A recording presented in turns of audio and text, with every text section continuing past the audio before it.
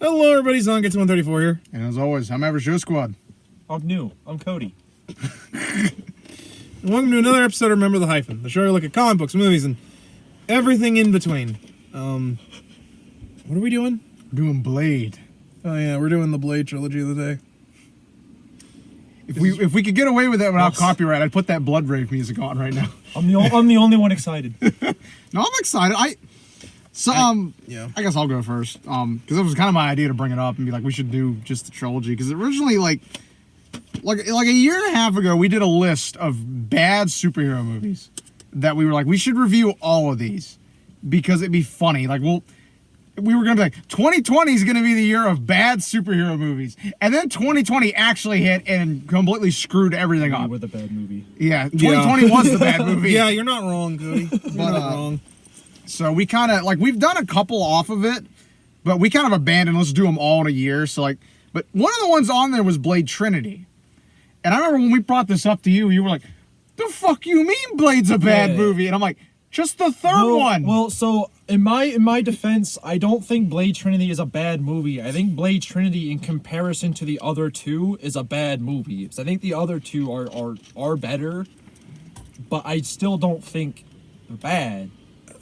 Yeah, I understand the majority of opinion. I get where people are coming from, particularly if you know the writer for these movies, David S. Goyer, who is really infamous among the comic book community because he has, like, pretty much gone out and stated he hates comic book movies, despite the fact that he wrote these, several of the X-Men movies. Well, and to be fair, too, like, if you were to watch this, you would never guess that it was a Marvel movie unless... A, you read the intro credits where it says, Marvel. Or you sat through all three of them and they hand out the Tomb of Dracula and fucking Blade Trinity. Oh my god, I died at that. That was hilarious. I was like, get the fuck out of here.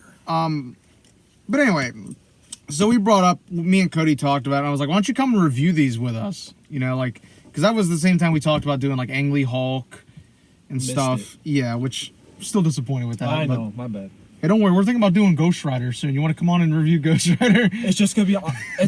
Ghost Rider's fine. It's great movies. Nicolas Cage, bad for business. I mean, the first one's okay. Spirit of Vengeance is really. He's knocking at the door, screaming at the door, screaming at the door. I don't understand. You're a bad man. Ryder hates Batman. But anyway, hey, a friend. It's not about him. So it took us a while to get to these, but finally, I want to say like a month ago, I was like, let's just get these watched and do them. Like I did it. We were hunting for content, and I was like, okay, we don't really have anything big planned. We're trying to avoid doing theme months because last year, us doing X-Men and taking 2 months to do that killed me and Adam completely. Jesus. That was my idea, which was the worst part. I'm in the middle of getting through X-Men now. Yeah, that's why. It took us so long to get through that, and we skipped a couple. We didn't re-review Dark Phoenix. We didn't re-review New Mutants. Adam had never seen Logan, so I just got to hurt him fresh with that. Yeah, I have Days of Future Past, and thankfully you didn't count Deadpool because I would have. I think like as much as I love those two movies. Stick. Oh my! Because we already did Fan Four Stick. Fuck that movie. But anyway, so we finally got through them, and honestly, like going into these, like, because I was telling Cody about it as well, I was waiting for you to come out. The most I remembered about any of these movies, besides the fact Wesley Snipes was in them, was when I was like, I want to say like 7 or 8. Me and my parents were in Gettysburg. We went to dinner somewhere, and there was one of these playing, and the only thing I remembered about it was him putting some dude's head up to a bicycle, like a bike tire while I was going, and I couldn't remember which one it was. Yeah, until I was watching Blade 2 today, and I was like, so it's Blade 2 that I was watching at that point, which timeline adds up. But other than that, I had never seen like any of these movies, which was funny because I owned all of them. Like once I found out they were Marvel movies, I was like, I'll just buy these, because I'm trying to get everything. You can actually still see the tag that I bought Blade Trinity for, which was $3. Jesus. I overpaid. I overpaid. Yeah, But no, going into them with like no expectations, like, I'm familiar with vampire stuff, like Dracula and Buffy and stuff, but like I liked these a lot more than I thought I was going to. Like I really actually enjoyed these a lot. Going in with me, I knew I was gonna like them, but I do. It's just I don't know. I think knowing that they're written by Goyer, it really kind of hurts them because like as much as I think they're good, But Guillermo del Toro directed the second one. I mean, admittedly, I think 2 was probably the best one of the 3 of them for me. Me and Colton were talking about that, and I'm pretty split between 2 and 3. But like, and they're good. And I think the problem for me is everyone's always like, "Oh, it's this revitalized the superhero movie genre," and it you know, it was the start of like Marvel movies. Renaissance. I'm like, Debatable. it's debatable, especially because like. I think it was a good concept for the time period. Yeah, And I This think was they what, ran 98? with it after the first one did fairly well. Yeah, 98. The first one was 98. So I want to say it's between this and the original X-Men movie, and then Raimi's Spider-Man. I see. For me, it's probably Raimi Spider-Man because like my problem Even with Angry the, Volker was around that time. Yeah, like yeah, it sure was. It sure was. Listen, man, you missed the review. My buddy, know. my one buddy who's a diehard Hulk fan, like he has Hulk tattooed on him. He literally was like, "Listen, when I was younger, like when me and Colton were in grade school, I thought that movie was God's gift to superhero When I seen movies." him get angry and he got bigger, I thought I about lost my panties. But Brian now, he's like watching it now. I'm like, God, this movie's fucking ass. Yeah. But getting back to my point, my problem with the X-Men and this is because both clearly don't want to be superhero films, and it's more true with this one because like, yeah, it's about a comic book character named Blade. It's definitely more of an anti-hero than it is. Well, I wouldn't even really consider it like a superhero film. It's much more just Hunting vampires. it's just the Matrix with vampires. I a lot say of the time. anti-hero in the sense of he has his own personal goal and like vendetta. Against, Oh, no, that- like, yeah. But Adam, you don't understand. He's a fucking Avenger in the comics now. I mean, he is, and Just like, insanity. My problem is like why is he an Avenger? I like these movies. It's just they're trying so hard to not be comic book movies is the big problem Yeah. for me. Like, Which is kind of what I was getting at when I'm like, to watch them, you wouldn't think these were Marvel related at all. yeah, like, You know, because these are very grounded. They're like very down to earth. and don't get me wrong, I didn't expect them to like. I wouldn't want them to be like hokey or anything, but like, there's certain things that like the comic book movies do that these don't. Yeah. The other thing is, man, as much as I like these, the editing on these are up and down. So and I'm gonna all ask over you the because I think I place. know one of the ones you're gonna bring up. Is it in the first one when they speed up the car when he's going to the clinic, like when he's chasing the cop? Yeah. Oh, Did yeah. anyone else Double- notice they that just, was like, horrible? double-timed the Oh footage. my Yeah, god! I was did like, notice. bro, why is No, this sped up? I hate that. I hate that. Well, like we gotta show the speed, the process of time because And I'm you know, like, bro, it's a fucking Dodge Charger. Car is fast. We get it. that or like that scene where like the cops talking over the radio when he's trying to get to the really racist Japanese schoolgirl. That's what I'm talking Oh, about. That yeah, scene. one- That's the scene I'm that talking scene's about. terrible. Like especially because like, it's okay as long as we have him talk over. Well, it. I'm and I like, actually read the it's novel too. I read the novelization of the first one, which doesn't really add all that much to it. It's basically blow for blow the movie. I think the Like other sometimes the novelizations add stuff. yeah. that The- I didn't really get the- much more out of it. The other thing, and I kind of want to just talk about Blade as a character. I feel like a bigger problem with these in general is that they really don't want to explore Blade as a character. You mean as far as like his backstory, or Just kind of exploring him, like Kind of like how we were talking about, like in 'cause, the like- first one. I don't really think he's got too much of a personality. I was gonna say, almost. I think the first one, as far as like character wise, I felt yeah, I will. he was very dry. Yeah, like I mean, to be fair, I think the first one is kind of the best one for him character wise. Really?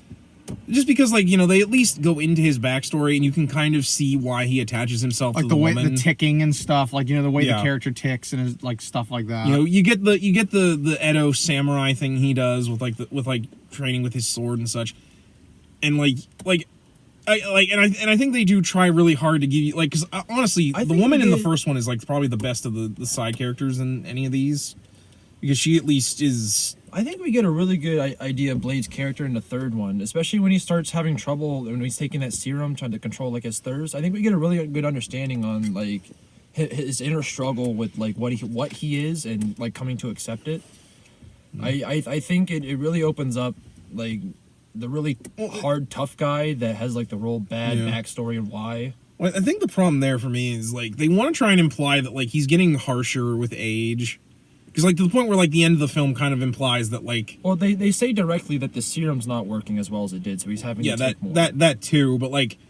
and that he's on edge more. Well, that and because like the director's cut of the third movie, which is the one I watched. I yeah, watched the extended cut. Implies that like the virus kind of kills the human side of him, so he becomes much more of a vampire. And I get that. I don't know. It's hard for me to explain, because it's like my brain is just completely out to lunch right now. But So Cody, what was your background? Not to cut you off, Adam, but what was your background with these films? Like, I remember we've talked about them a couple times. When I first, I guess, was introduced, I think I watched Blade 2, and I don't remember hardly any of it. And then I remember my aunt having like a V8, probably that close to that, like that kind of VHS. I think so. I remember that cover art. I don't remember if it was like perforated or not, but I watched it, really liked it, and then Trinity came out, and I was like, oh, cool, awesome. And then the only thing I remember was like the end fight. So then, like last month, I made me and my girlfriend like watch them all because we were doing it for the podcast. And then I was actually surprised how well they held up. I thought they were going to be like they weren't gonna age that well. Yeah, like Hugh Jackman in the first X-Men movie was kind of rough for me. He just I don't know, it just didn't seem right. And I kind of got that with Wesley Snipes, but like I said, I felt him really it's funny dry you in the mentioned first that, movie. which is kind of funny you mentioned that because again, both were written by Goyer. Yeah. Yeah, but at the same time, yeah. I was gonna say in like comparison for like main characters, I felt Blade really dry in the first movie, as far as like character wise. He had like his specific lines, but it wasn't I guess you didn't get any like Wesley Snipes out of it. I don't know. My favorite emotional part in that was when he did this. Yeah, I actually, like I said, while we were waiting for Adam to come, me and Cody were kind of just talking before we filmed. I kind of had the same opinion with the first one, was that I felt Blade was kind of like almost like static. Like there wasn't a lot of like personality there beyond like, like the motivation. Like he's half vampires, half human. He's hunting vampires, he's killing them. He seemed very one-dimensional. Yeah, in my whereas opinion, like in the second one, like I felt he had like a lot more character almost. I was just gonna say it feels more like Blade 1 is written with the female character as the main character, where basically she's like the stand-in for like the audience, Fair enough. And then very much like Gambit and X-Men Origins Wolverine, we never hear of her ever again. Because she's not even mentioned in the other two movies. Which was really jarring. No, honestly. it really was, because like she was probably the best thing about the first film aside from Snipes' Blade. Like himself. when, like in the third one, when they're talking about these got like he's got a thing called EBT in it. And I'm just like, yeah, I know. The girl in the first movie made this shit. You dumbass. God, they reference EBT like in both the other two movies. They mention him in the other ones, and I'm like, he knows what those are. Like the doctor from the first one made them. What are you on about? Yeah, I know, like that, and that's again a big problem with Goyer writing these. He doesn't care about the continuity of any of the other things he writes, so he has to, and then he thinks the audience is an idiot, so he has to constantly explain shit. I guess he would prefer you. to start fresh. Yeah, he's a very frustrating director. Well, yeah, it makes sense now why Wesley Snipes attacked him while they were making Trinity. No, that was the director, and I don't think he was the Goyer was the director. Goyer was the director? Yeah, Okay. Goyer was the one who got attacked that explains by Wesley Snipes. That explains a lot about Blade Trinity, because I want to say he also wrote, I think, the Dark Knight trilogy. I want to say, or he wrote some part of it. I'm not too sure. I mean, it's kind of like you were mentioning X-Men. Like I know Whedon was involved with the first X-Men movie. So. Yeah, well, he directed. I want to say, if I remember. No, he wrote the dialogue. He wrote the dialogue. Oh, that explains a lot. Yeah, he wrote the dialogue. That explains a fucking lot. You want to know what happens to a frog in a lightning storm? The same thing with everybody else. No, there is no cure. You know why? Because there's nothing wrong with us. One day you have to the X-Men being ableists in a world that hates and fears them. Back to Blade. My background on these is kind of just, I knew they existed. I feel kind of bad saying that. Please rewind tape. Yeah. And, tape is not rewound. But my background with these is I kind of knew they existed. Like this is like the first time I've really ever just sat through them, because a lot of times I would just watch them on TV and they'd be like halfway through. Also, these were a lot like Daredevil and Elektra for me, which we just reviewed 2003 Daredevil. But yeah, like I said, I enjoyed these movies a lot, I enjoyed them. My problem is there's a lot of things that like I can very much tell what they were aping from when they did them. I could definitely tell in the third one they were definitely relying on like the supporting cast more than they were Wesley Snipes. We'll get into that when we talk about Trinity. Because we literally the one day we were talking to Riley, we read Trinity on alone. We read a top 10 list of like top 10 craziest stories from behind the scenes of Trinity. And it was bullshitly insane. When that movie came out, there was a journalist that actually got to be like on the set for like a week in like I want to say Amsterdam when they were filming parts of it, and it's batshit. What happened on set was ridiculous. We'll get to it. We'll get to it. But so like I said, thoughts on the first one, everybody. This was probably my second favorite because I thought the second one was the best. I really liked this one because I actually want to say it feels a lot more atmospheric than the second and the third ones. Oh, I'd absolutely agree with you on that. Like it's very very dark and brooding and like foreboding almost. And I really like how it establishes like everything like very well. It doesn't. I want to say it doesn't drop us in immediately. It doesn't like it doesn't take us out to the deep end and push us in. But like once stuff starts going. Like it just keeps going. Basically, I mean, to be fair, that the opening scene is a vampire rave where blood rave, where they spew blood from the fucking sprinklers. This is fucking amazing. Which I love how like almost every one of these films has a fucking vampire orgy. It's the Daywalker. No, I would argue definitely. I think of the three of them, this was probably my second favorite too. I think even though Blade's really dry, I do think that like at least the set pieces kind of help to let him have some character. Like I love him smiling when he takes out like dudes at like when he throws the shuriken, or that little scene when he knocks a dude over and he does the little like the rave. I think is what really gives him a lot of character in this. I got tired of cutting you up into little pieces. Yeah, like that scene where where he fries the one dude. If I were to say any, Mr. Crispy. I love those lines.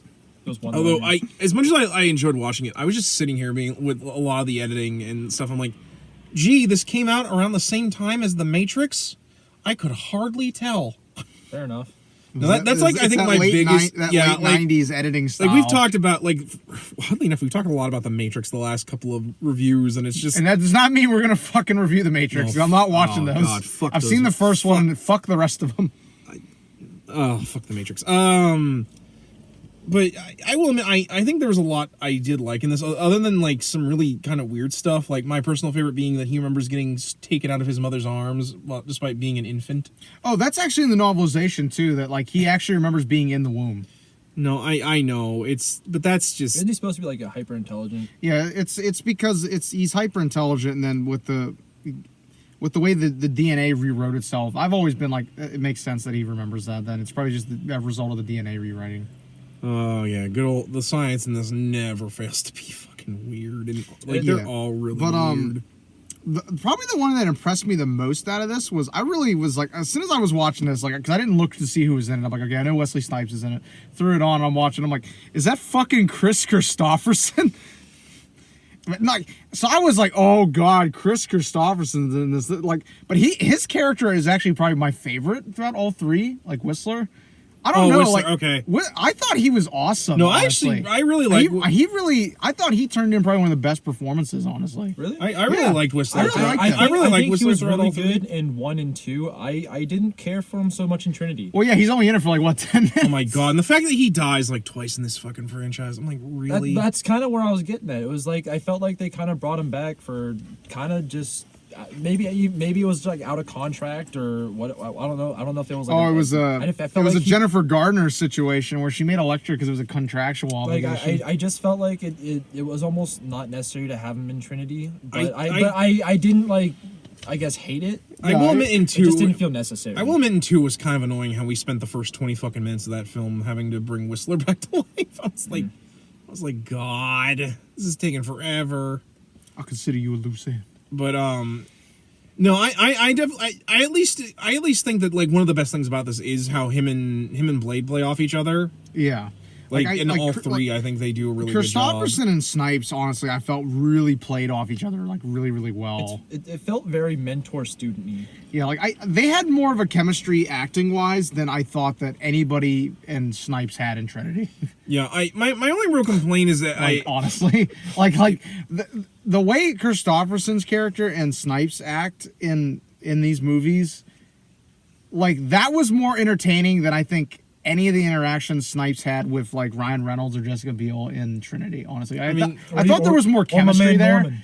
But to be fair, yeah, but to also be fair with Trinity, like when we get into it, there was a lot of shit going on behind the scenes that might have affected that. We're going to talk about my man, the Scudster. Yeah, we're going to get there. My only real complaint with the first one, for me, would probably be the villain, because my Deacon God, Frost. Deacon Frost is just, he was insufferable. Oh yeah, it's so edgy, motherfucker. No, I like. I thought the only thing it could have been better is if he had frosted tips. He came off as like the woke. The woke is The like, woke like squad. my complaint with him was that like they try and do this thing where like the purebred vampires are like the traditional vampires, Yeah. and like they do that through all three movies. Where like, you know, they dress in like, you know, like. Well, and there's a lot of They're vampire like the stuff Blue that Blood does kind of that. thing. Well, An example of that too that does that I think a lot better is Vampire Bloodlines. That series I thought has always done that kind of stuff well, where there's like a hierarchy. of like pure bloods and then like Yeah, like Vampire Bloodlines: The Masquerade does that really. I mean, really to be, well. I think Underworld kind of did this better. Yeah, did Underworld better. does really it good. well. Yeah. Does it pretty. We should review those at some point. I'd be done. Do we have to? There's so fucking many of those, and they all get There's only really like bad. 5. Oh, was there 5? There's only 5 at this point. I got more to watch. That's, I could loan them to you. But I like have them. my more complaint with it is more just like he's so like, they're trying to be like, oh, he's like trying to make a new age of vampires, and like he's trying to resurrect this blood god, and he comes off as such a fucking poser. He's so edgy. Like he's so edgy. Just say it. He's edgy. yeah, he's edgy the hedgy. But then, like, they do stuff like he has those fucking rubber duckies floating in his fucking pool, and I get that. That's supposed to be. Like, I remember you texted me that. Like, why the fuck does he have ducks? No, because like it's so out of place, and I'm like, and it's stupid. My girlfriend said she would have done the same thing.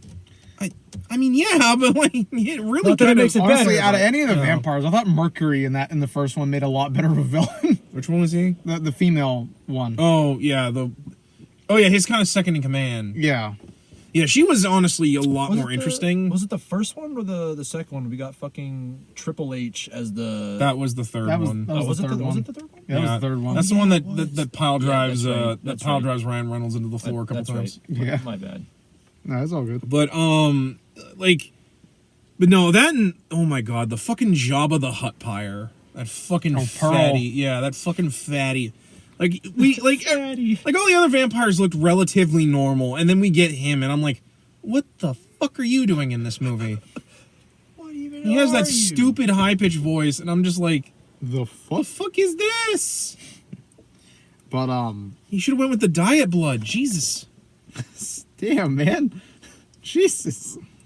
That and, I'm sorry, the CGI in this film. Yeah, that's Like- probably the only part for me that didn't held up. I mean, the as well. CGI is bad in pretty much all of them, Yeah. but like, my god, Yeah, one's the worst. those effects, like when the fucking skeletal bat things come out of the pure blood vampires, Okay.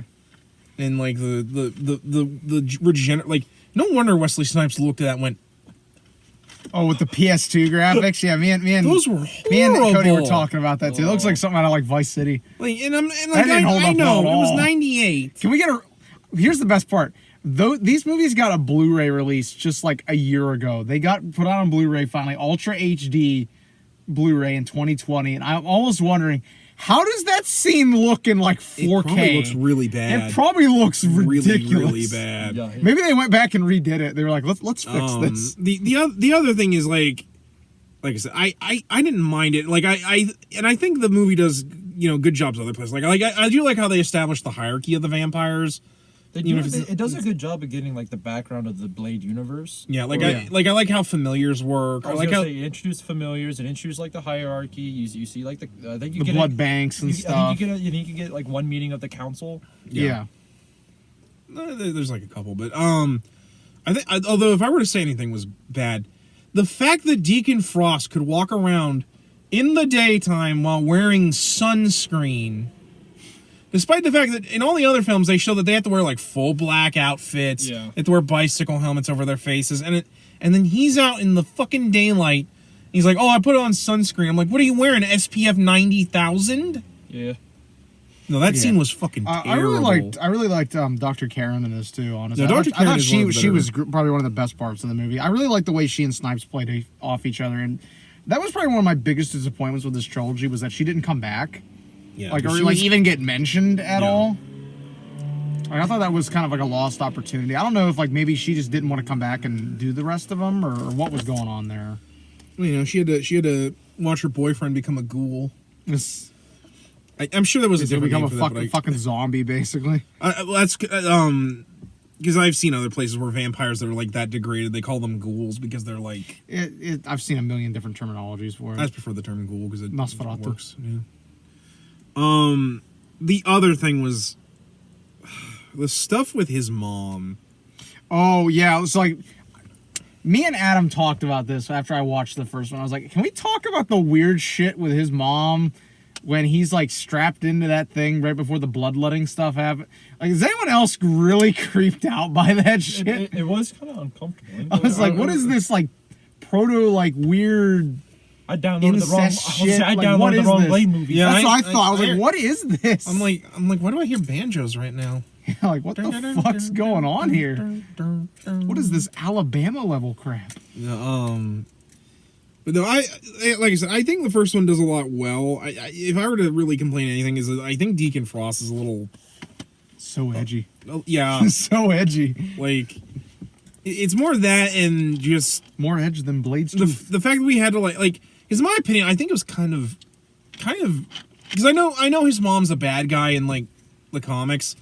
I think it would have been better to save her for like another film. Like, set it up. Like I almost think she would have been better as the villain in Trinity than. If only post credits were a thing back then. Well, I mean, maybe not even like setup. Like they could have saved her for like a different movie. At least that's Yeah. my own personal opinion. No, I get it. Like because I think that's one of the other reasons why Deacon Frost is so weird, because they have to like dedicate time to her. Yeah. But overall, I think Blade 1 is not bad. Like the only other complaint I would really have is the fact that we killed Whistler off in this, and then we spend like. Yeah, which, and I actually told him the end of the novelization for the first one, the scene in Russia, that vampire is actually supposed to be Whistler in the novel. Which I thought was interesting. I was like, maybe that was in the original script. Like, because most of the times when these novelizations are written, they go off a script. It might not necessarily be the final one. So I almost wonder if, like, was that intended to be Whistler at the very end? Like, they were kind of trying to hint at a sequel that far back? That's probably what was going on, but... But yeah, like I said, I think Blade's pretty good. Blade 1's not bad. It's pretty standard, like, vampire movie for the most part. I think that what really makes this movie work is Wesley Snipes' Blade. Yeah. I mean, to the point where this was so popular, they actually de-aged Blade in the comics, because I don't know if you've ever read a Blade comic, Cody, but he's actually like an old, like was for a long time just like an old man. Like he's supposed to be like at least I think like 70 or 80 years old, but like because of his vampire blood, he looks more like he's in his 60s. Which is why later on when they started doing more with Blade, they actually de-aged him and made him look more like Wesley Snipes' character. In fact, he still looks much younger than he used to. He still looks like Wesley Snipes in the comics, too, even to this day. But to be honest, I think that was the right thing to do, because I think the Blade character is much more interesting when he's like this. yeah. I So let's move on to the sequel, Blade 2, which would we all agree that this is our favorite one? It's is definitely 2? my favorite. I'm gonna say it's probably the best one. It's not my favorite. Okay. Which that's fair. I think honestly, Trinity is probably going to be my favorite, but I understand it's not the best. Yeah. I'm saying mine's a 2-disc special edition. So. Although if I may, that opening with that very obvious vampire den with the blood bank. Like there's fucking floors where like they've like eviscerated people, and there's like fire and like shit. I remember the one thing, because he live texted me his reacts. He's like the scene with the throwing knife. He's like, and it misses. What the fuck was the point of this? Oh my god, no, that. Like you were so upset by that. You're like, what's the point of this? I think I think the reason this one does really well is because it's directed by Guillermo del Toro. I want to say this was before Hellboy, which I mean, granted, his first Hellboy movie is fucking amazing. I mean, Golden Army's not bad, but like the first Hellboy movie is. One of these days, we need to sit down. We need to watch the Hellboy movies because those are actually really good. I've actually never seen them. You probably like them, especially because of the fact that it deals with Nazis. Because Hellboy was actually, because if I may, like as an aside, like the thing that makes Hellboy cool is the reason he's like on Earth is because the Nazis did a seance because they wanted the Hand of Judgment, that's his right arm, so that they could win World War II. And then he just murders all of them and gets rescued by the Alliance. But yeah, so getting back to Blade 2. Blade 2 is I will admit, I think what makes this movie work really well is the idea of the vampires and Blade having to work together. When this new strain of vampires that feed on other vampires called Reapers. Look above my thumb. America Online. Wow. Hell Online. It was a simpler time. It was a simple time. But I really like the Reapers. At least in concept. The designs for them I thought worked really, really well. Like they were really creepy looking. Especially when they did like the autopsy scene. I thought the autopsy scene was amazing. Yeah, I was expecting that to look very, very cheap and like not well done. But like I thought like this film looked fantastic. No, this film like, I think a lot of this really, held really... up really, really well. Well, and that I think credit... the only complaint I would have with the second one is like there's some places where they use CG and it's very, very obvious. Yeah. But like, Yeah. like I was telling him at the same time, I've seen a hell of a lot worse CG. I think the problem with me with the CGI here, it's the same problem I have with Daredevil. They're doing CG with like for scenes that like I get why they have to, but the problem is they're CGIing people, and back then the like it's really easy to tell when they switch from people to CG. It's when you make them like fly from like wall to wall. Yeah, that's like, where it gets kind of weird for me. Like you get Blade jumping up and he's in the air for like 20 seconds doing like 30 kicks. Yeah, it's like, that come on, man. No, like like that. You could have done fu movie. You could have done that shit with somebody on a wire. Like It's that, like, that what are you scene where doing? he's fighting the vampire chick in front of all them UV lights. Yeah, that's that's the one I was talking about. Yeah, that was the one I noticed. Then at the end when he fights the Reaper, it's pretty bad too. And to be like, it was the same thing I had the problem with Daredevil and with the CG there is because like all of this you could have done with strings and wires, and I know it wouldn't have looked as amazing, but it would have held up better. Yeah, like there's a reason why like, forgive me for going into Sentai and Kamen Rider, they still do string stunts because as much as like it's like we enjoy like the CG has gotten better with those. It looks practical. Like it looks more real. The body's moving in a natural way. Yeah, it looks real. Like that's the the bigger. But like to be fair, like that the CG aside, I still think this movie. I think credit where credit's due. Del Toro does a really amazing job of like setting up the shots and like. Yeah, like the cinematography in this was really good. I thought the choreography was good. The designs were all great. Like overall, like if I had to. I think even like story wise, like the idea this feels like the most well put together of the three. The idea of him consistent. having to work with his enemy to defeat a greater threat was really, really well done. I even really liked his. They've been lying to us since the fucking start. Even like the bigger twist at the end, like like I liked his relationship with the female vampire in this. Oh, Nyssa. Like, yeah, Nyssa. Like I actually think they did a really good job of kind of showing why he's soft on her because like. Clearly, while she is a vampire, she's not nearly as vampire-y. Yeah, like I think if she was in charge of the vampires, they might have been able to turn themselves around. I love the scene with her and Blade when he's taking the serum and she gives him that whole speech like you need to probably just accept what you are and like just.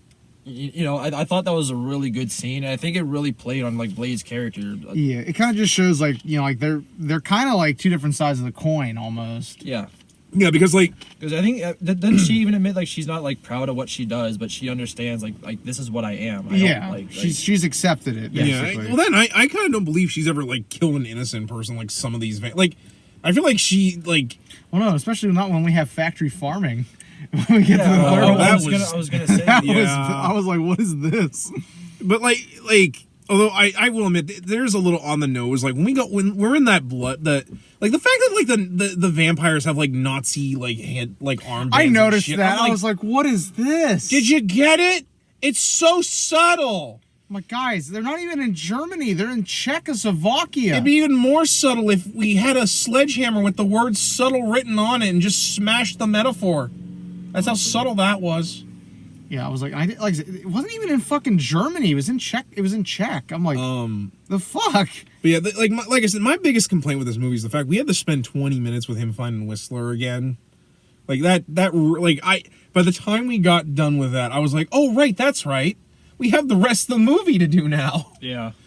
I just think that slowed the pacing down a lot. I don't agree, but I can see where you're coming from. Like it's more just because like I would have just liked it if it was like, oh, it turns out Whistler didn't die, or even just we just ignored that Whistler shot himself in the like how the Evil Dead 2 ignores Evil Dead 1. I would completely agree. Only for the fact is the first scene in the movie is with the Reaper. That part's good. That part's good. I know there's more going on. Well, that's the first thing we see, so that's what we're anticipating most of the stories going. And then we have to go and basically take a like you said, a 20-minute like break a bypass, to go find, basically. Yeah. to go do this side quest.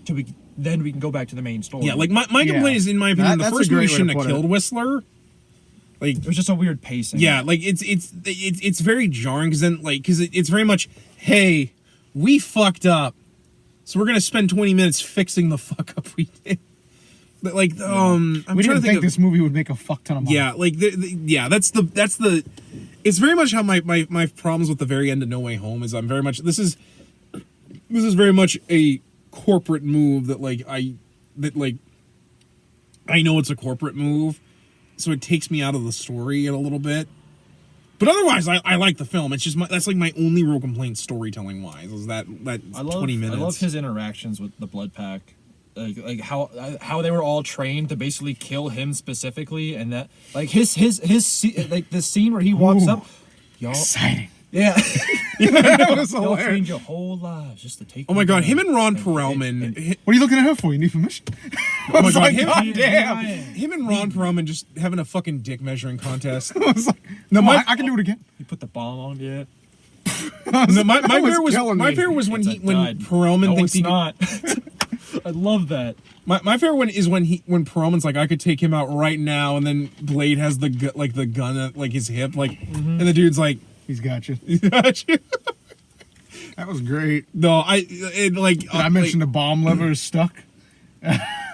No, him and Ron Perlman had some really great chemistry in this. I loved Perlman as the kind of the semi kind of leader of the second in command of the Blood Pack. The muscle. Yeah. Yeah, although that fucking name, the fact that there's an Image comic called Blood Pack, I'm just like, oh god, Yeah. please tell me this wasn't a Rob Liefeld thing. But no, I really liked the although it gave me shades of the Marines in Aliens. I wonder if that was an homage. I to feel like that was the idea. Like, probably an homage. especially because like all of them had such quirky characteristics. Yeah. Although my one where especially once they find out that like the only thing that can kill them is sunlight. UV light. And the one dude is like, I'm a samurai and I'm carrying around just a katana. I was like, you dipshit. You know, I was like, You dipshit. I get you're really good with And that then he thing. just gets off screen. Oh my God, we don't that even was see him get die. terrible.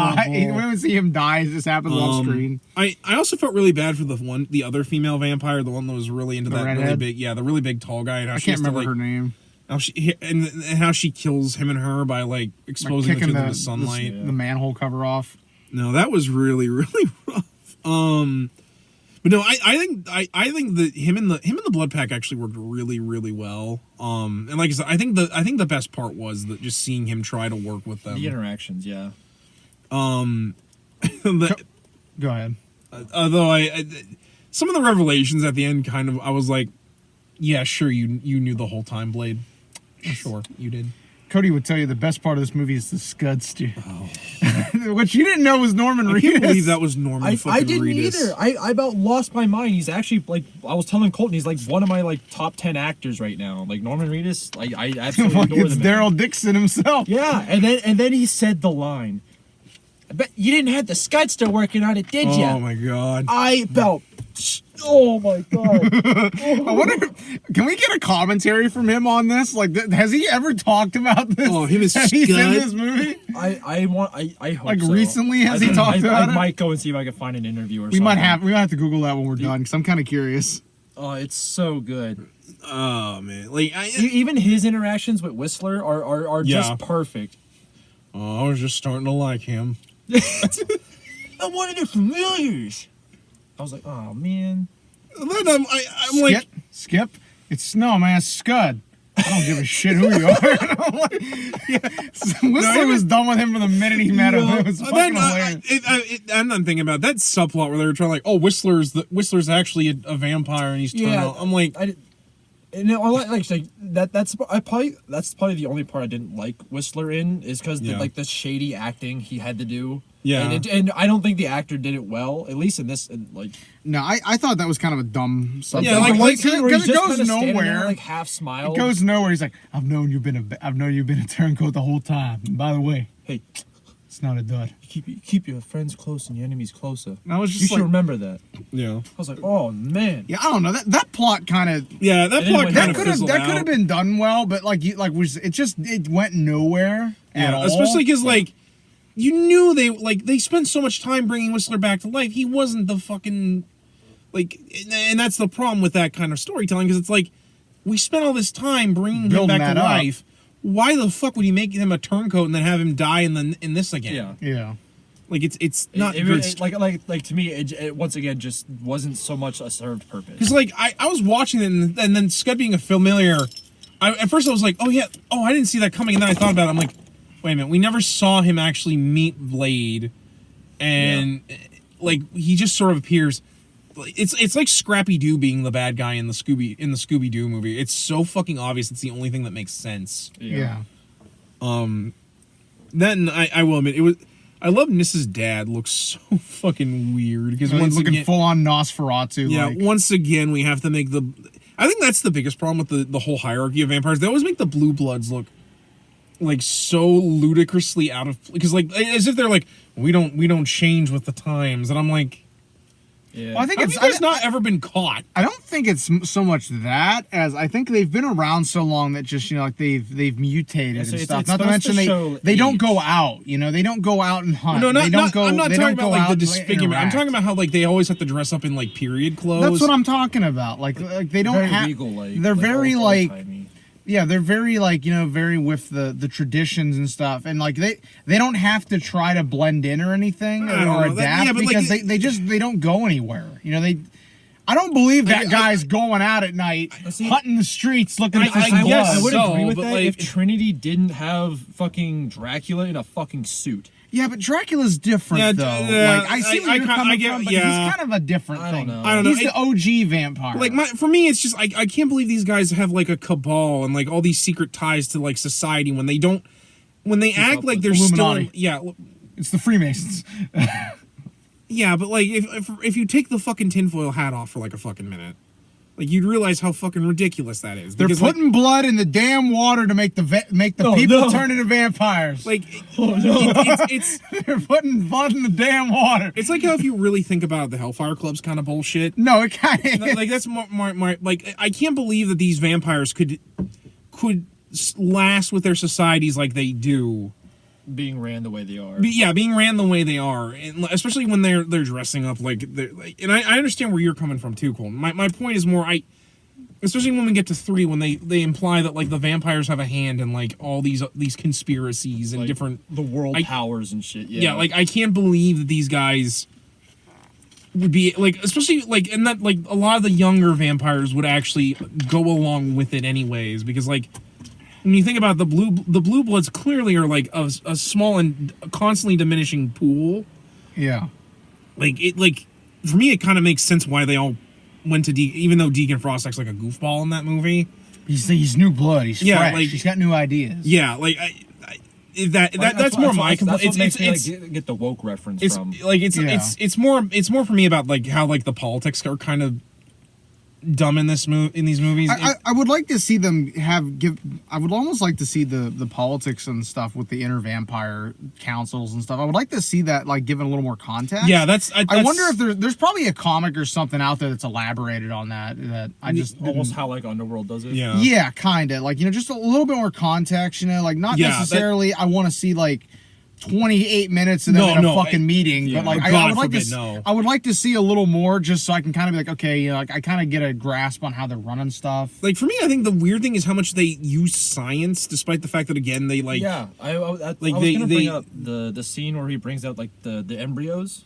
Yeah, I actually really like that scene, and it brings like the whole like genetic reaper part. Like I thought like the whole like we're gonna like evolve our own species ourselves instead of letting time do it. Yeah, I thought that was a nice twist. I love that concept, no matter what movie or I think it's an interesting thing, and especially because it makes sense given the fact that Blade himself is a hybrid. Yeah, which they touch on in the next one even. Yeah, like they're trying to make their own daywalkers.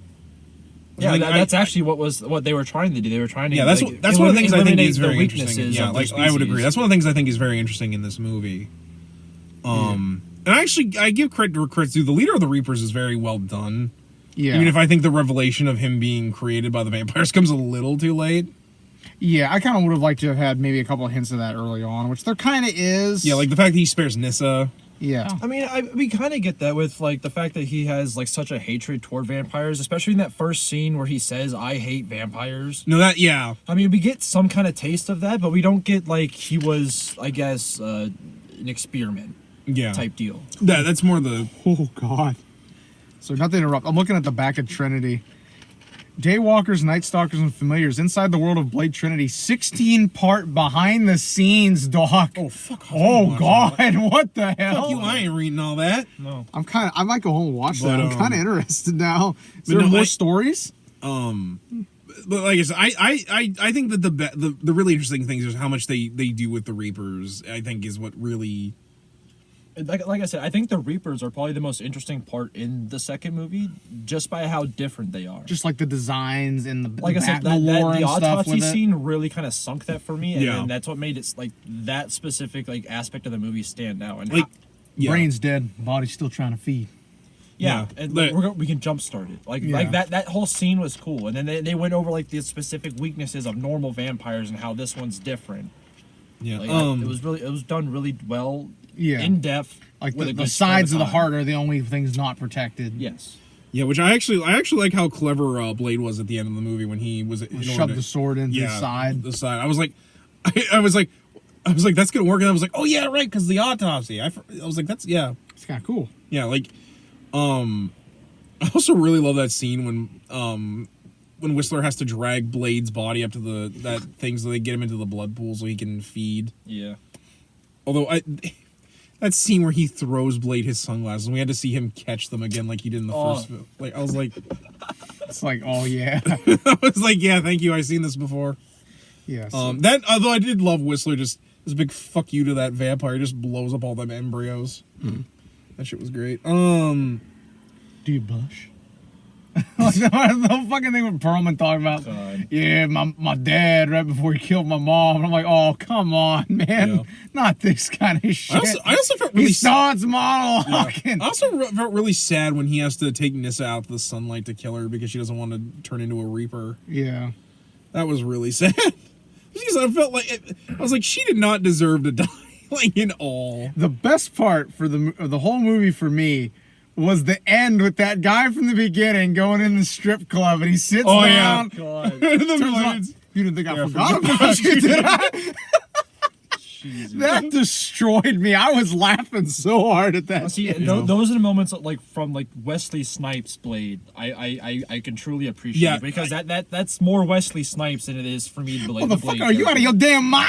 No, I think that's because like one of the things I think that makes the Blade character so interesting is that like he's like and this is one of my things that I always talk about with like demon hunters and like monster slayers. I always get bored with the really overly serious demon. Like, have some fun, man. Crack a smile. That's one of the reasons why I like Dante so much from Devil May Cry, is that like he he enjoys himself when he hunts. I feel like it's more or less Blade is such a morbid character, and Yeah. he's self-aware of it. Yeah, I think that's probably the best way to. He's self-aware of it, and he can like play off of it. Yeah, and I think that's what works really well in 2, because like they finally established the character more, so he's allowed to have a lot more fun. And, like- Wesley Snipes does a very good job of just playing a badass, yeah, like a badass tough guy, and then he's able to throw his own little flair into it. I think it's perfect. Yeah. no. So yeah, I definitely think Blade 2 out of all three of them is the one I'd probably recommend to people. I think it's done the best.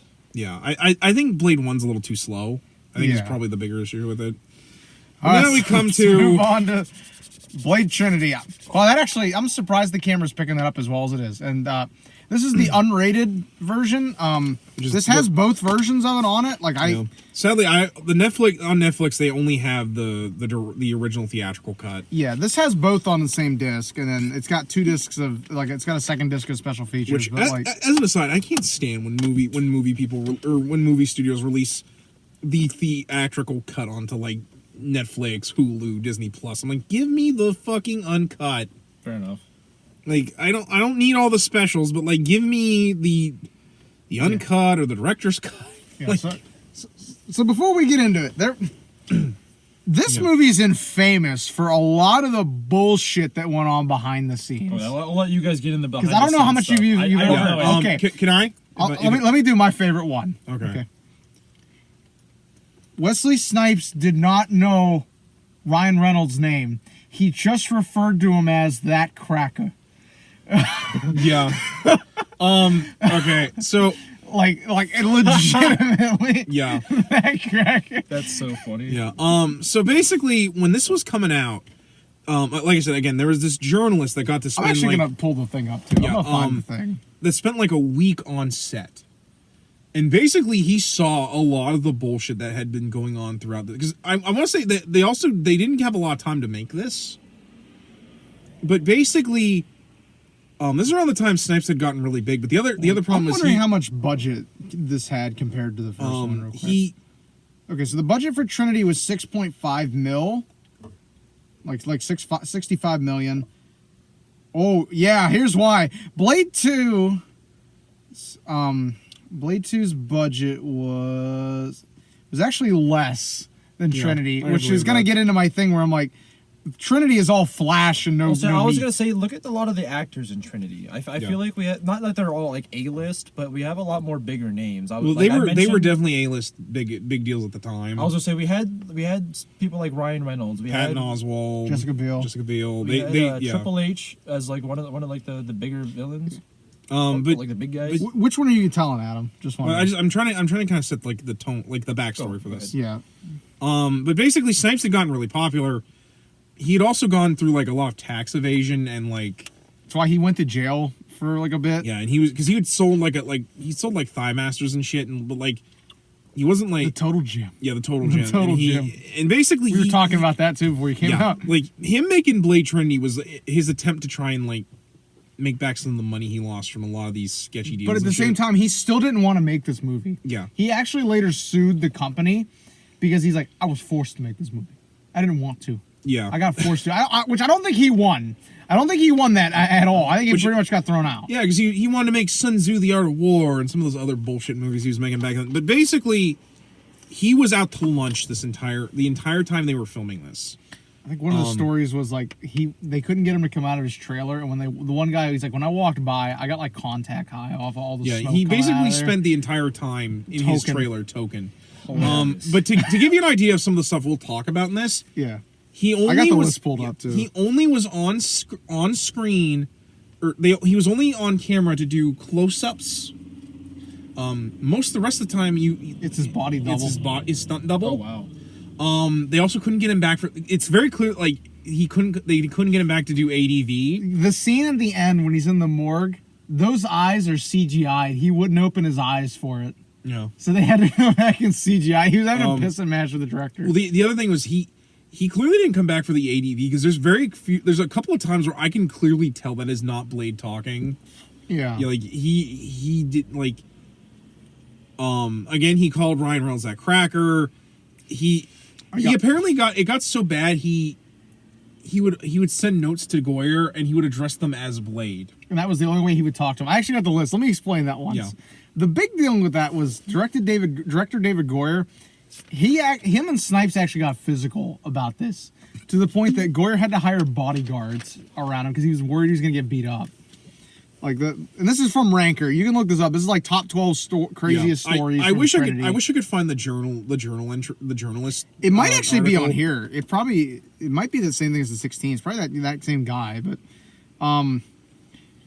so it says here, it turns out Wesley Snipes will totally throw down if you piss him off on set, which is exactly what happened one day when the star tried to strangle director David Goyer during a confrontation about the movie. The night after being intimidated on set, Goyer was out drinking at a strip club with members of the crew when he met some bikers. According to Patton Oswalt, David says to them, "I'll pay for all your drinks if you show up to set tomorrow and pretend to be my security." They agreed to the deal and showed up the next day while Wesley freaked out and went back to his trailer. As to Goyer and Snipes' relationship post-Blade, Goyer says it was one of the most personally and professionally difficult things I've ever been through. And when asked if he has spoken to Snipes since, he responded, "No, we have never spoken since at all." This is the one he said, like, Patton Oswalt also is like, they dropped the dime on how much weed Snipes smoked on set. Oswalt told the AV Club he wouldn't come out of his trailer and he would smoke weed all day, which was fine by me because I had all these DVDs I wanted to catch up on. No, like... That's hilarious. Yeah. Wesley Snipes accused David S. Goyer of being racist. This one's great. You'll love this. Yeah. There was no love lost between Wesley Snipes and David Goyer throughout the filming of Blade Trinity. It's one thing to not like someone you work with. There is a whole new level to claiming someone is racist. Snipes claimed the first two Blade movies had multiracial cast and crew, but by the time the third movie rolled around, the producers purposely stacked the crew with white people. The most heinous claim by Snipes was that a member of the cast or crew wore a shirt he felt was racist, and Goyer did nothing to discipline them. Thankfully, Patton Oswalt, who played a hacker nerd in the film, was able to provide context to the scenario. Begin quote. One day on set, they let everyone pick their own clothes. There was this one black actor who was also kind of a club kid, and he wore this shirt with the word garbage on it in big stylish letters. It was his shirt. And Wesley came down to set, which he only did for close-ups. Everything else was done by a stand-in. I only did one scene with him, but he comes on and goes, "There's only one other black guy in the movie, and you make him wear a shirt that says garbage? You racist motherfucker." God dang. Yeah, Ryan Reynolds was also referred to as that cracker throughout filming. Yeah. When Spin reporter Chris Perry showed up to cover the final days of filming on the set of Trinity, he got the story of a lifetime. One of the craziest things he learned about was not only did Wesley Snipes not refer to his co-stars by name, but he specifically referred to Ryan Reynolds as that cracker. Speaking under terms of anonymity, an executive on the film claims Snipes would say things like, "Tell that cracker to get out of my eye line," and "Tell that cracker to get his lines right." The anonymous executive said they would have walked off the film in the first week, but the rest of the crew was working extra hard to make up for all the bad vibes Snipes was putting out. God. He sued the production for $5 million. Suit was settled out of court for an undisclosed amount of money. The post-it note thing we brought up. The blind girl Natasha Lyon, she had a mental breakdown during the filming because she was going through a lot with drug abuse during this movie. Wesley Snipes was also really pushing for a sex scene with Jessica Biel that never happened. Awesome. He talked about it on the DVD for Blade 2, and it was literally making moves behind the scenes to make sure his character showed his prowess in the bedroom in the third film. Supposedly the idea was for Blade and Abigail Whistler to hook up at some point in the movie, but the idea never came to fruition. He stayed in character out the whole move. He did the Jared Leto thing. Yeah. There's a real life. But Wesley Snipes didn't have a say in the script.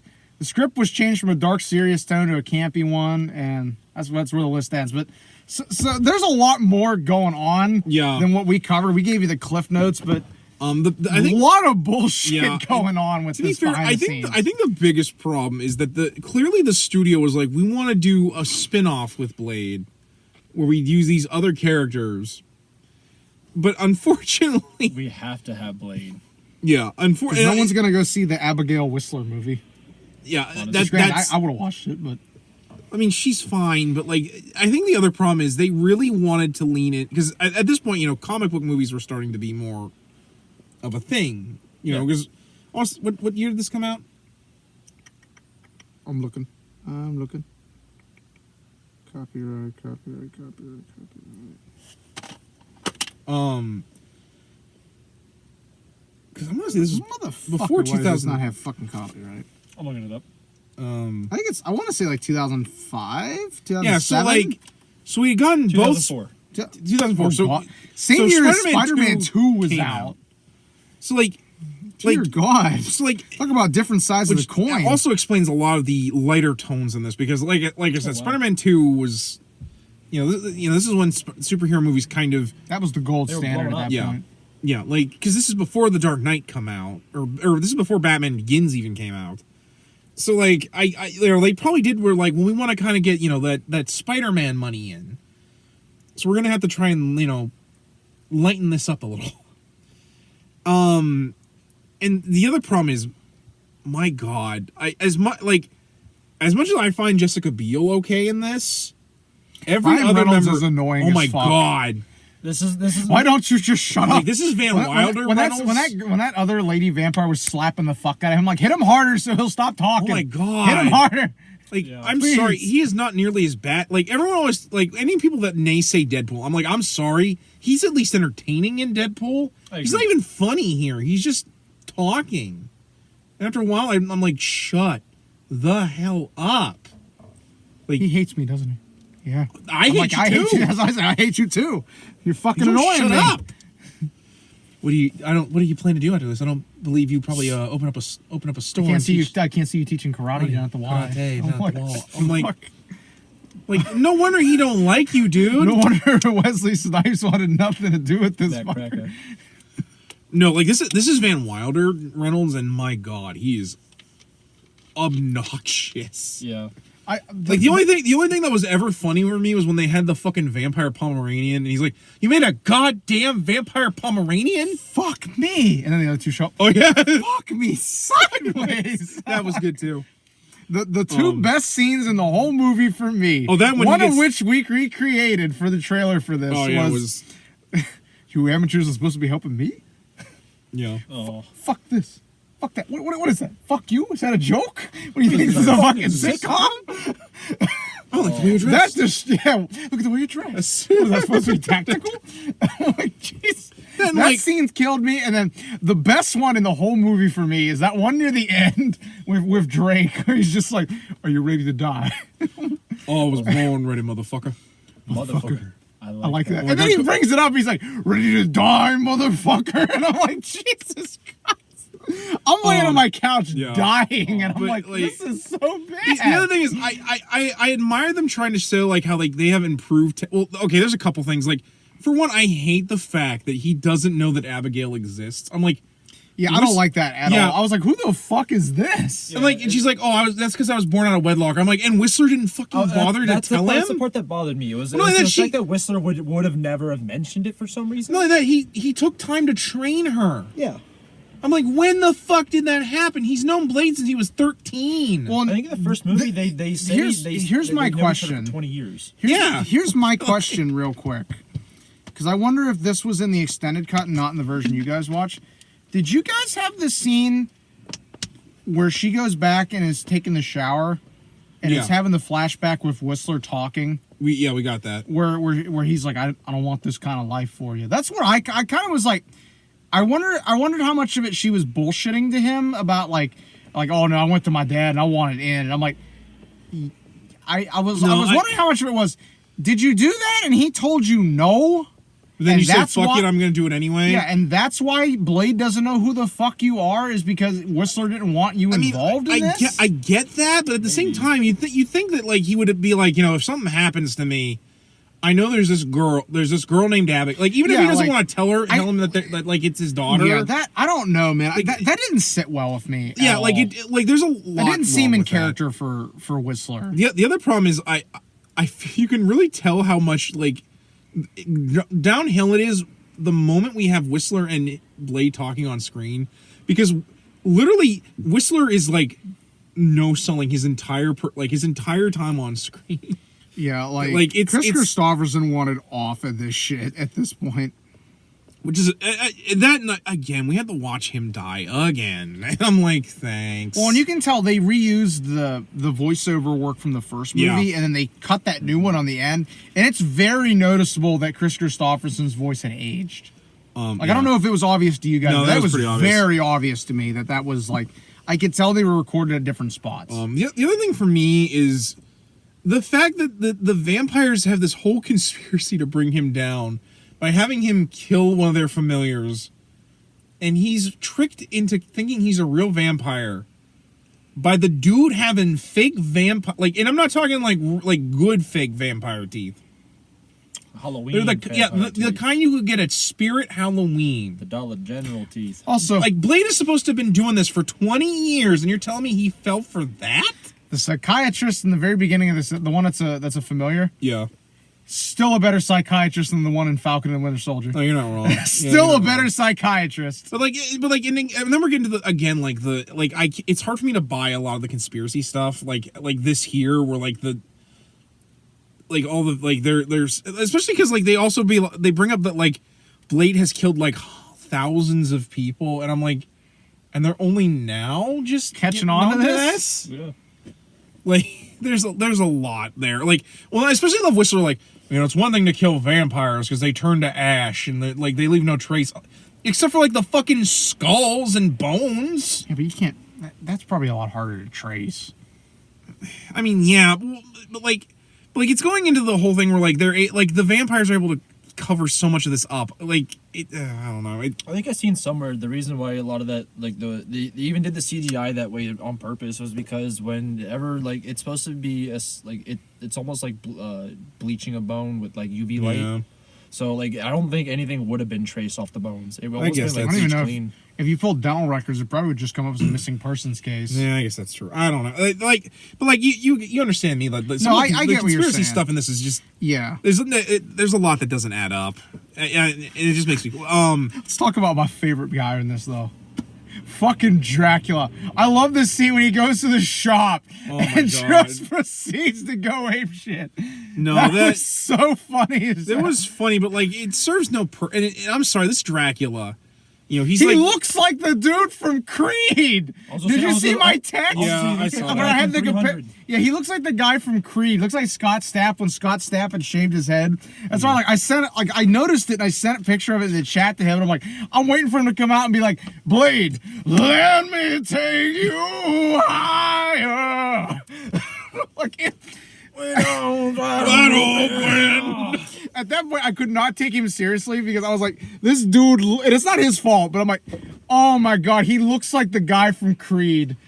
Completely killed me. They also do that thing where like Dracula is like has been around since like Babylon or like I'm like Age of the Sumerians. the Sumerians. I'm like, I don't think that is right because I'm pretty sure Vlad Tepes Dracula was not that old.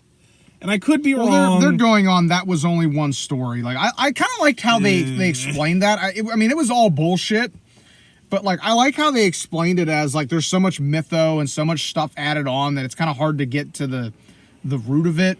To the point they actually had a Tomb of Dracula comic in there. Well, then I know at one point he references Bram Stoker, and I'm like, fuck you. Didn't you read my tale? Yeah, I'm like, fuck I was like, you. dude, oh my God, Fuck you're you. bringing in Bram Do not Stoker? bring in Bram Stoker. Like, you guys are so beneath Bram Stoker. Like, it's bad enough you're referencing Dracula. But Ready like, to no, die. like, I'm sorry, this is like the lamest Dracula in cinema Yeah, ever. he looks like the guy.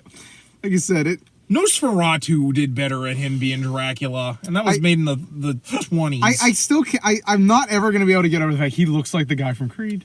Like it makes the movie almost a comedy to me. Well, then, like, the fact that he has that weird demon they form. found him in Iraq, and I'm like, well, that doesn't date this at all. That was in the middle of the Iraq War. Well, to be fair, I get why, because they're like That was topical. Well, no, they say he would be in the cradle of civilization, and Mesopotamia is where Iraq is. No, I know. So like, I just thought it was funny that it was like I mean, they threw in an Iraq it is reference. topical, but I at least I appreciate they got the history kind of right there. I'm sorry. He's not even really the villain in this. It's the woman in. He almost like wants nothing to do with them. Yeah. Yeah, he really. It's almost like he could care less. He's just almost just enjoying just being around again. I will admit that I do kind of like how he kind of thinks that like the newer vampires are kind of lame. Like he likes Blade because him and Blade are both warriors. Yeah, I like the part at the end when he's dying. He's just like, you fought with honor. Yeah, I like respect that. Like I love that. That was kind of cool. I like that. It's almost like, and forgive me for bringing up anime. He's almost like the Alucard, the Dracula we have in Hellsing with Alucard, where it's more about he wants to have a good, like he's very much a soldier. He's very much Vlad the Impaler. Very much respect based and stuff like that. Although I wish they would have actually given him Vlad the Impaler's actual sword, because Vlad the Impaler's actual sword is fucking metal as shit. It's actually got a weighted end at the end. It's like a scimitar, but it's got like a lot of weight. Vlad so you can was actually listening to Slayer before he went on with the battlefield. He put on fucking Raining Blood. like he actually built his sword so he could actually behead people. Like he was one bad motherfucker. He used to impale people and then sit out in the lawn and just fucking eat. Yeah, like just watch this shit going on. I've actually heard people say that was actually a lot of it was propaganda made by the Catholic Even Church. still, it's funny as all hell. No, I just like the idea that's like the Catholic Church played him a bit. I like to be like Vlad, be like, oh sure, I stab one dude on a stick and suddenly I'm an impaler. Yep. See, this is why I was frustrated by the fact that I'm like, couldn't you just made him Vlad the Impaler and been done with it? But no, oh my god! But we can all agree that the cabal that with the chick was like terrible, right? Oh yeah, like they were so. You amateurs are supposed to be the villains. Yeah, You're not ready to roll with this. Yes. That to the point where like when Look at you. when Hannibal comes through the window to rescue Blade, Hannibal Kane! I'm like randomly saying someone's full name. like the fact that that's been a meme with us for like a good couple weeks now too. I was just saying that to each other. To be fair, I kind of stole that from a Film Brain when he reviewed this, because like it's so true. Like, why would you just shout his full name? Yeah. Like it's only there so that we can establish who he is. Like again, that's one of my. And then not Wesley. Ryan Reynolds. I was a vampire, and then I got cured. And I'm just like, again. Thanks. You're not gonna bring up the fact that Karen from the first movie came up with that cure, yeah, at all, which is kind of annoying. Like the only thing that it's kind of implied, I think, that the blind lady and the doctor like knew each other. Maybe. I'm assuming that's still annoying. I'm assuming that the two of them worked on creating Daystar, the virus they want to use to wipe out vampires. Yeah. But but the other problem I have with it is. They act like they're so cool because they got all this technology, like the new guns, and like that stupid fucking like Star Trek Klingon scimitar thing. Like I hate that thing because it's so awkward because it has it could have just been a fucking sword. They could have just made it like a beam, like. Yeah, a UV beam blade. No, because what is that supposed to be tactical? Well, here, if I may, just for a second, because they could have done it. And again, I know I'm bringing up, but like No More Heroes actually made this make more sense. If you're playing the drinking game at home, guys, take 5 shots every time he mentions No More Heroes on the podcast. But like, look at how that sword works. Where like it has like they could have had it where it's just a bar, and like it extends and it has the beam. Like right here, wouldn't that have been much better? Like it makes more sense, like as a blade, like a really clunky lightsaber almost. Yeah, like a very shitty put together lightsaber. Yeah, almost. like that would have actually been better. I agree. I probably would have liked that more. It probably would have made a little more sense. It just didn't look practical. Oh, and the other problem is it's all CG. So every time it folds up, I'm like, I don't buy that I actually could do that. I like that Jessica Biel's character used a bow, because we hadn't really seen a bow get used in a Blade movie up to that point. I would if she didn't pull the Legolas. I can just do bullshit trick shots. I was gonna say the same thing. I feel like we had a bow just so someone could look cool with a bow. Yeah, it wasn't so much the bow was necessary. Lord of the Rings had just come out, damn it. No, and to be fair, I'm not saying. And to be fair, I could buy the trick shots more if they went into how she could do them. The other problem is. She's doing all this while she's got her AirPods in. She's just highly trained. AirPods. You just mean headphones. No, I know. What I just wanted to What say. I told him, like, she's using the cheap ass like default iPhone ones that everybody throws out. At that time, yeah, everybody throws those out. That old ass shot of iTunes. I was like, that ages this a bit. Yeah. iTunes hasn't looked like this in a while. Like, it's no wonder like Blade takes these like characters as a joke because they're written as a joke. Yeah. Like we have Hannibal, who is an actual like he's actually like the vampire hunter that Marvel used before they created Blade, and he's a wisecracking smartass who, for the record, like barely kills anybody in this film. Like I really barely believe he's actually a credible vampire hunter for most of it. And then you have Abby, who I will admit they do a lot better of a job making her more credible. But then you have the fact that she goes into battle blaring music into her ears so she can barely tell what's going on. And I'm supposed to buy that like she's like as good as Blade. She has a whole fight scene with them in. Yeah, it's just to me, maybe it's just because I'm just an older viewer than when I was when I first watched it. It's just again just not practical. I did like that scene where she's fighting like all those vampires with the silver knife that's just sticking out of her boot. That was really cool. Yeah. So, but that's more my problem is as much as I think Jessica Biel tries, the writing on her is just not very good. That's fair. So since we're getting on a little bit in length, final thoughts on Trinity? Anybody? Great for nostalgia purposes, bad for consistency. Well, and I don't even think this is a bad movie no, per se. The story. My biggest thing is it's a good looking movie. Like the special effects, I thought are good. The cinematography was good. The shit was good. There's no meat beyond that though. It's all front, and then you look behind it and it's a skeleton. It's a very like. I guess forward storyline. Like you know what's gonna happen. For the most part, there's nothing below the surface. In Blade 2, you had a lot of like turn, especially toward like the middle and end of the movie. You had a lot of like turn. You know, the story changes a little bit, especially with like the whole like Scud being a familiar stuff, that whether it was obvious or not. Like there was like, but with this, it was a lot more straightforward.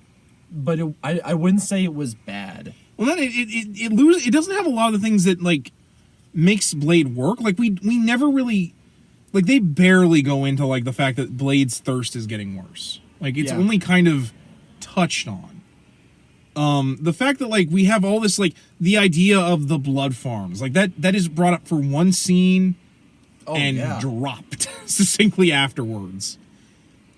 Stuff just happens. Like the fact that like Drake attacks the Daystar the compound and he's doing so as Whistler. And I'm like, but nobody here barely knows who Whistler is. Yeah. Like I couldn't even believe, like the only one that makes sense to me is Ryan Reynolds just because his character has hung with Abigail. But like otherwise I'm like, why does it matter that you're showing up as Whistler aside from the fact that you want to bring up that like Dracula has the ability to shapeshift because he has like shapeshifting bones. They brought up at one point. Yeah. Like there's so much that they try to establish, but then they succinctly drop right afterwards. But it like you said, like it's just there to try and like kind of have a plot, but then it goes nowhere. Like that part where he catches the baby and goes coochie coo, and then the baby cries. I'm like, that was dumb. Or the fact that like the psychiatrist gets just that Dracula kills him for no real reason. Is disguised as him, and then we just have that chase scene just because we need to establish that he looks so much like the dude from Creed in that with like the white shirt and it's not even buttoned all the way. I was like, what the fuck is that? That totally won't draw attention at all. But all right, guys. So ratings time. Okay. Blade 1, I'm gonna give it a 7 out of 10. Like you had brought up, it's a bit slow. I feel like Blade's a little bit more of like a static type of character in this. He's definitely not the kind of personality we see in the other two.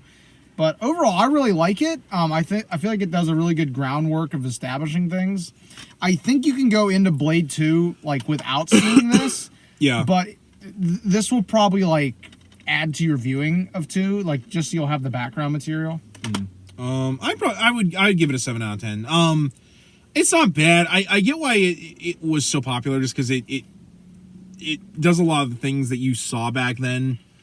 And I think I think it helps that Snipes gives a lot of effort to the character, but I think the where it fails is that they want it to be more about the Doctor and how she's experiencing this world than it is about Blade. Where I think Blade 2 does a lot better, but I still think it's a good movie. I would probably recommend it too. I'm going 6 out of 10, almost for the same reasons you have, Adam. But I felt like that plot with the Doctor was dropped a little hard. I felt like if they focused a little more on her and probably less of Blade in this movie specifically, I probably wouldn't like have that much gripe. But Blade being already kind of bland as far as like his lines and stuff, and even like his body language, it just felt really stiff. And I don't know. I guess 6 out of 10 for me. Okay, and then Blade 2, I'm gonna give it an 8 out of 10. This was probably my favorite one. It's not a perfect movie, but I really enjoyed it. I definitely enjoyed it a lot more than 2, just for whereas I thought this was really interesting for the background and stuff and like the world building. This was more just fun to watch for terms of like the action, the interplay with the actors and the characters and stuff. This was overall just kind of like, it was a lot more fast paced. So I think if you go in and watch this one, you'd probably get more out of it than you would the first one. You'd probably walk away from it being a little more entertained. So definitely gonna give it an 8 out of 10. Yeah, 8 out of 10. I don't think I can add much more to it. You pretty much hit the nail on the head on why this is really the best one of the three. I'd also recommend, if you're a big Guillermo del Toro fan, that you should watch it regardless, just because I think it really shows some of his best early work. I'm going 9 out of 10. Only because I think it's done very done well and consistent throughout the most of the movie. Blade's basically the same guy throughout the most of the movie. He's not he's more animated. The supporting cast I think is really good. I really like the direction they took as far as like the pacing. I don't like how long it took like to get to Whistler and stuff like that. But other than that, once we actually started going and we got to introduce the blood pack and stuff, from there it was like literally just the roller coaster, and we literally have that high all the way to the end of the movie. I think Cole and I would probably have rated higher if not for the fact that some of the effects have not held up very well. It's very, very hard to get that higher than an 8 for me with a lot of stuff, because whereas I always like to say I'm very easy to please. Like, if I go into a bad movie, I'll still be able to pick 1 or 2 things out of it that I'm like, hey, I kind of liked this. For me, it's very hard for me to get 9 out of 10s unless I really, really like. For me, I'm not as picky on like animation and stuff. I like a good plot.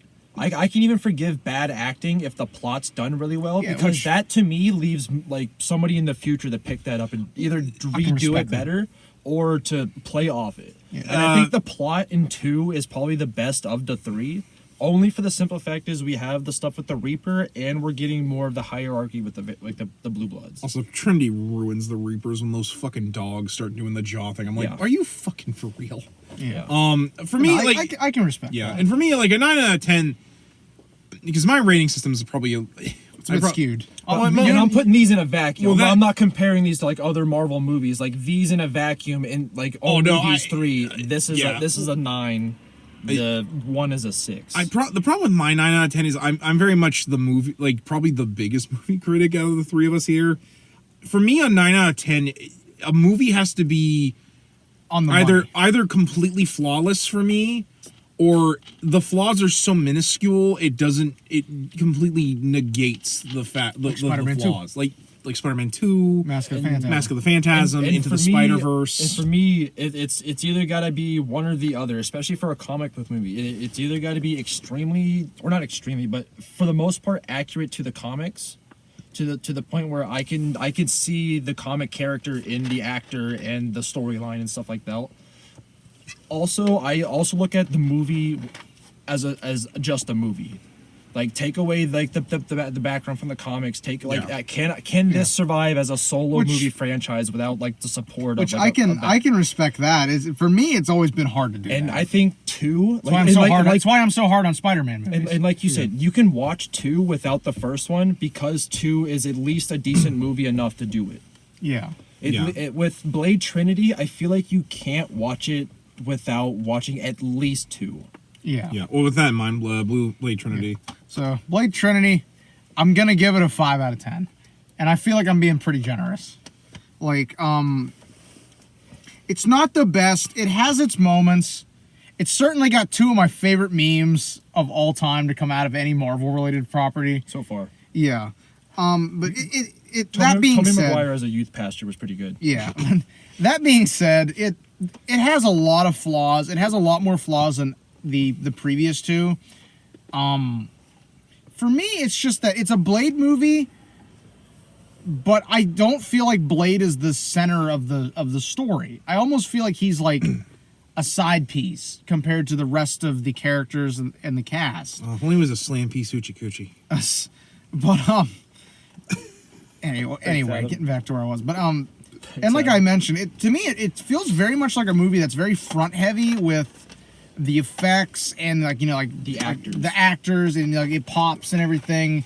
But beyond that, there's nothing below the surface for me to like really dig at. Very little substance. Yeah, it's all bun and no meat. It also probably doesn't help that it's a spin. It's trying to be a spin-off. Yeah, which also doesn't like that's probably one of the worst. And then the ending sets up for a sequel that we're never gonna get. Yeah. Maybe. For me, no, they're rebooting that shit. For me, I'm probably gonna say the theatrical cut is definitely a 5 out of 10. Well, that's what I'm saying. The extended cut's 5 out of 10. I didn't watch the theatrical cut. I'll actually rate the theatrical probably a 6 just because I think the ending's slightly better. It gives more interesting plot points. However, and this is getting to be a big however, this movie is a mess. It's more of a mess than Spider-Man 3 was. Maybe more of the same kind of a mess that Dark Phoenix was. It did have a lot going for it, but I wouldn't go Spider-Man 3.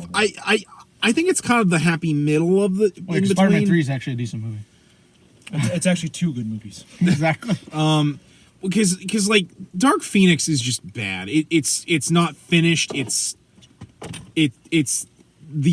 executive meddling to its worst. Spider-Man 3 is a good movie in spite of the executive meddling.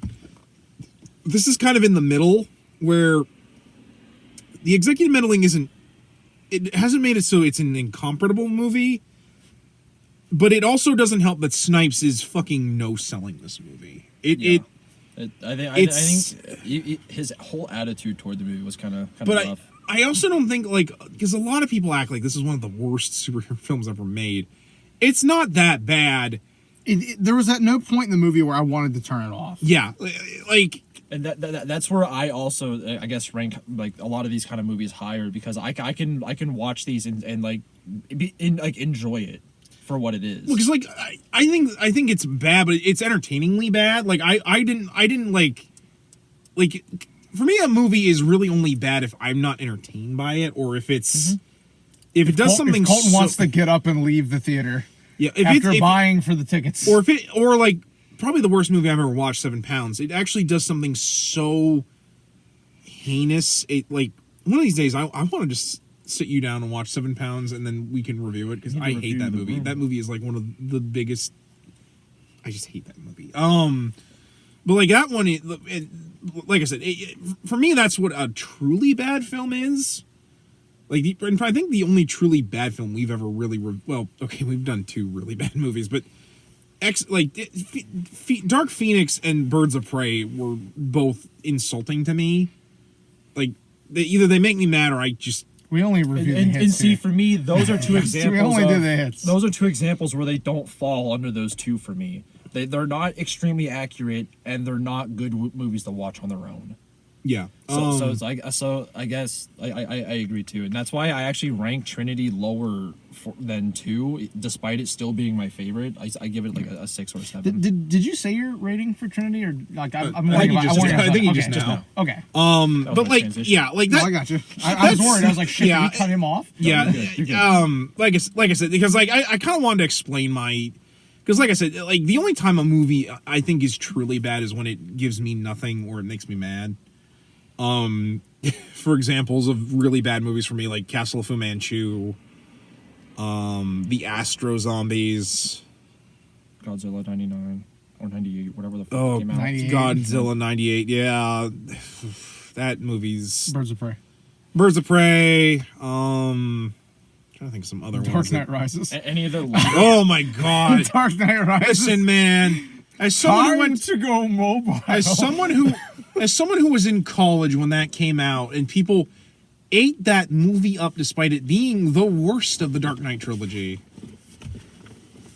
and it being because like there was a time when everyone thought Dark Knight Rises was good. Even people that would tell me it's better than The Dark Knight. I did that. I was that person for a while. Oh, you poor child. Oh, Give me that gun, man. Give me that gun and walk away.